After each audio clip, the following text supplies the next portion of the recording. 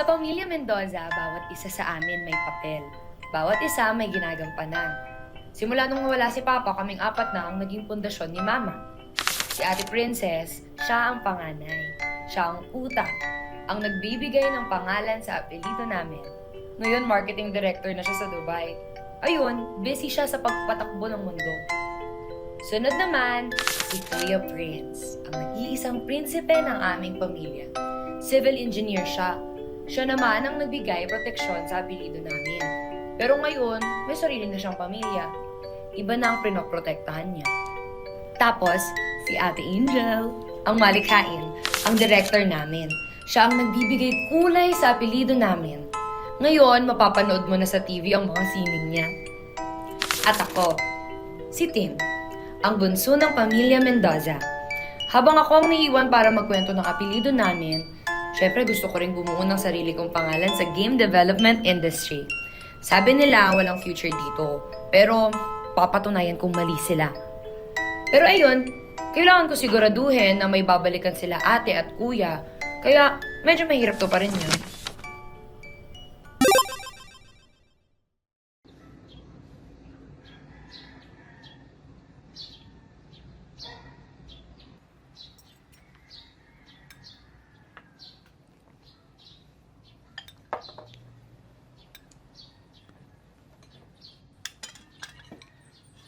Matabang. Walang lasa. Ang tatanda mo na, hindi ka pa marunong magluto. Hindi ka tumulad sa ate princess mo. Masarap magluto.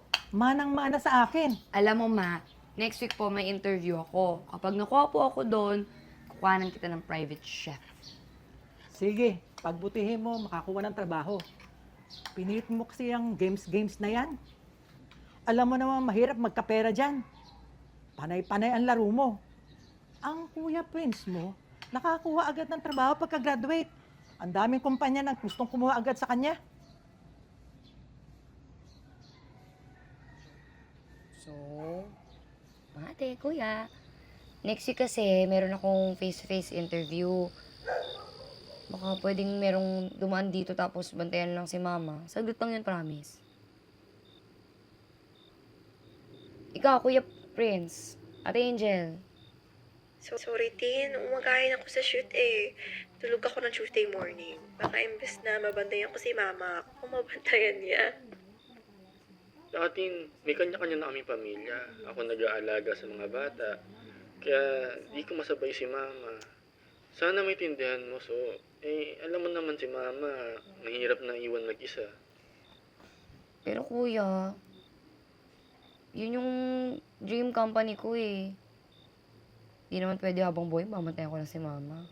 Teka lang, Tin. Kaya ka nga nandyan para may tumingin kay Mama, di ba? Bakit mo ipapaubaya sa iba? Hindi pa ba sapat yung perang pinapadala ko Ate buwan-buwan? Puro ka reklamo. Noong bata ka, lahat ng gusto mo nasusunod. Ngayon lang naman kami humingi ng pabor na alagaan si Mama. Dami mo pang sinasabi. Hello, Ea. Di ba pwedeng maaga matapos yung mga reshoots? Hindi? No, it's okay. No, it's okay. Thanks. Bye.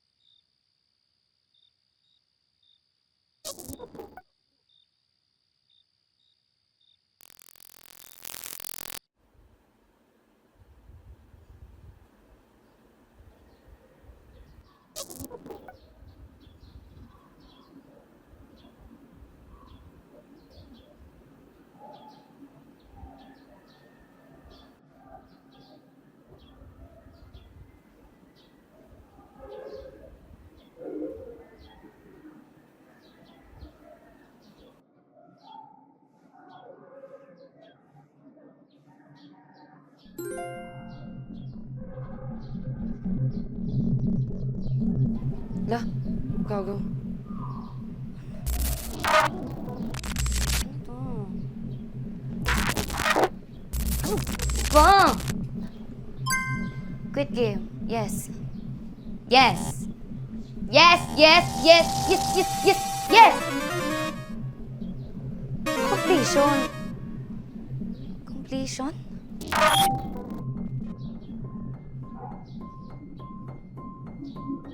Mama? Mama? Ma? Mama? Mama? Mama? Ma?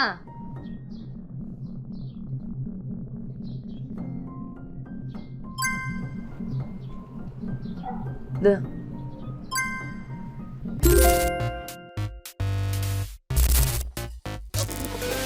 Mataba. Walang lasa.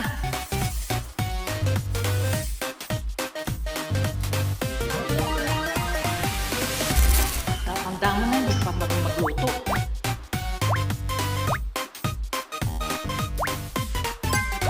Hindi ka tumulad sa ate princess mo. Masarap magluto. Manang-mana sa akin.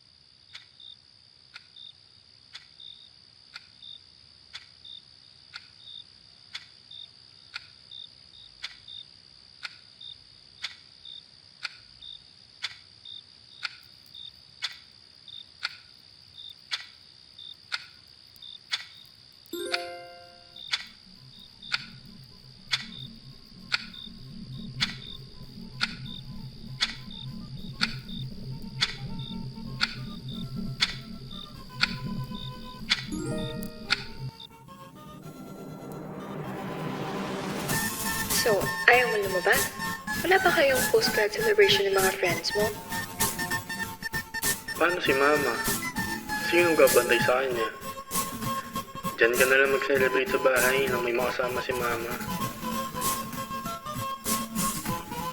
Pasensya na, bunso. May marketing meeting ako niyan eh. Call na lang ako after, ha? Padalhan na lang kita sa GCash nang makapag-celebrate kayo ni Mama. Okay?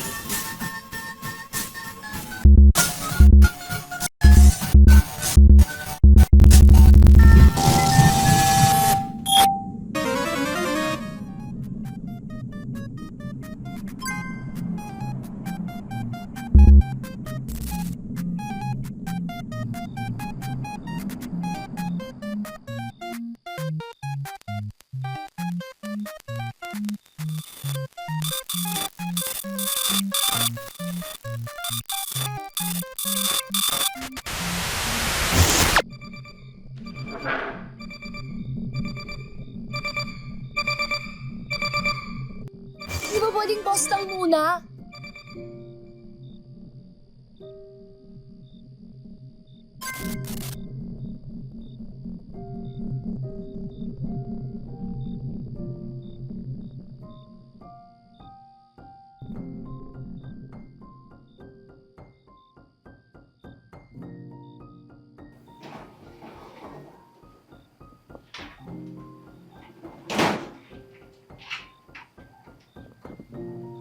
Nakakuha na po ako ng yaya na makakatulong sa inyo.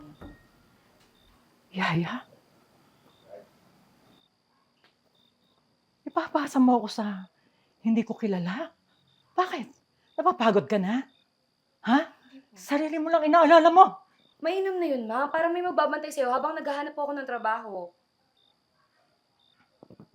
Akala mo ba? Ikaw lang nahihirapan dito? Hindi. Akala mo ba? Madali para sa akin ang tumanda ng ganito? Wala kang utang na loob!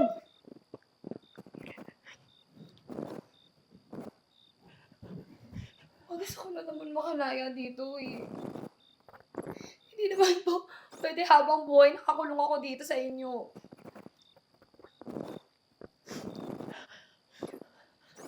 Alam nyo, ayoko na. Nakakapagod maging anak niyo.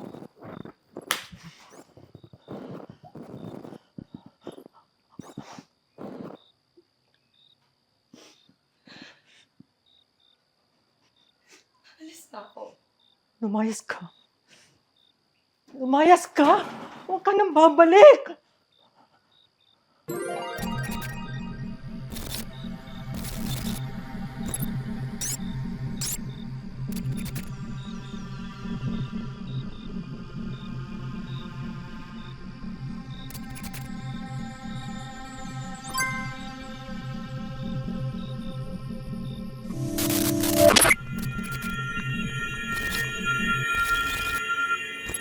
Ma?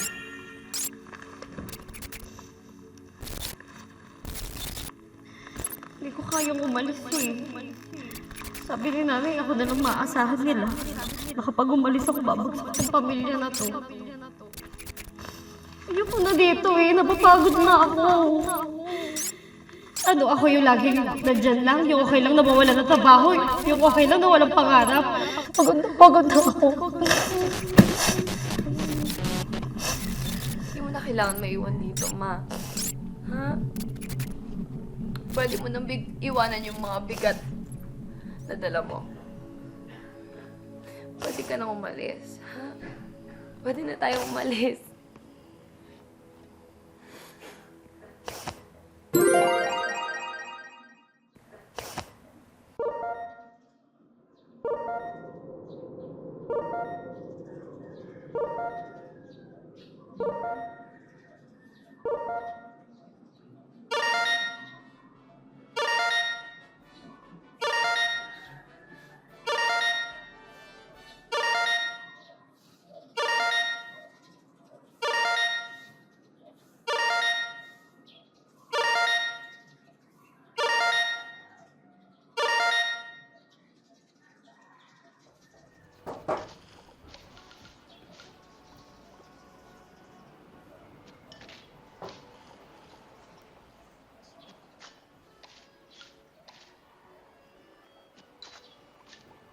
Ma.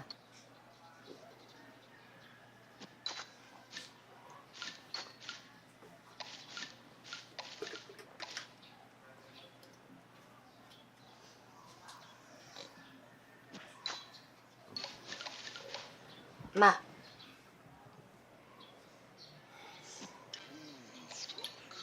Naalala niyo po ba nung bata ako? Di ba sinabi ko po sa inyo yung pangarap ko?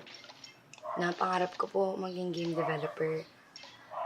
Yung gagawa ko ng sarili ko pong mundo, naalala mo yun, ma?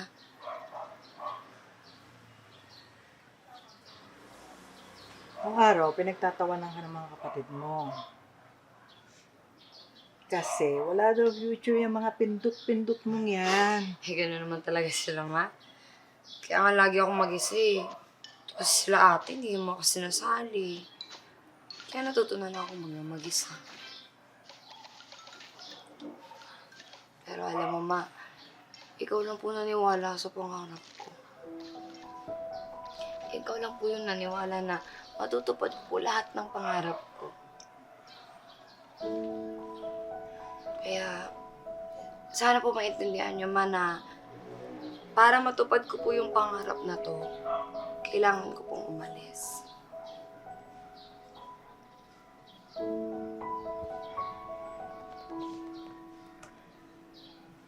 Umalis.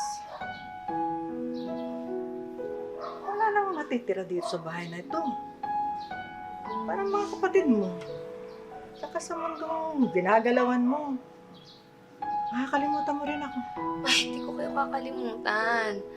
Alam niyo po, kahit tumanda ako, kahit saan po ako mapunta, anak niyo pa rin po ako. Hindi ko po kayo pababayaan, ma. Tsaka hanap po ako ng makakasama niyo para hindi po kayo mag-isa. Ma. Ma. Ma.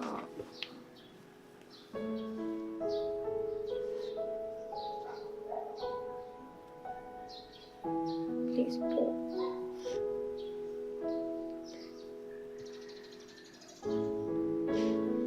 Sorry, anak. sorry. Patawarin mo ako. Sorry talaga. Natakot ako, naiwan mo. Pinaniwala kita na hindi ka maaaring umalis sa bahay na to. Natakot ako. Pero mahal kita, anak. Mahal kita. Hanggat ko na maging maganda ang buhay mo. Sorry. Sorry talaga. Sorry na. Anak ko. Hello, ma. Okay lang po.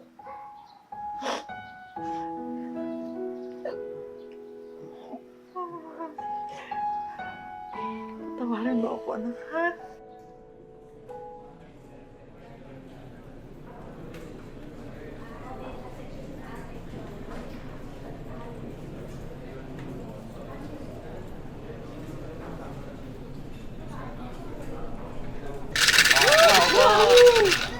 Pandaya pero Ano yan? Sa oh!